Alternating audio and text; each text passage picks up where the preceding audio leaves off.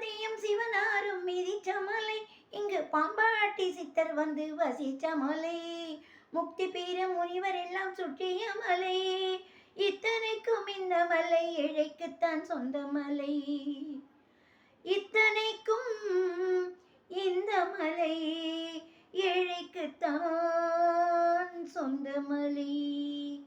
அந்த மருத மலைக்கு நீங்க வந்து பாருங்க, ஈசன் மகனோடு மனம் விட்டு பேசி பாருங்க, தீராத வினைகள் எல்லாம் தீர்ந்து போகுங்க. சத்தியம்மா சொல்லுரே, தீராத வினைகள் எல்லாம் தீர்ந்து போகுங்க. அது தீராவிட்டால் வந்து என்ன கேளுங்க, அது தீராவிட்டால் வந்து என்ன கேளுங்க. அந்த மருத மலைக்கு நீங்க வந்து பாருங்க.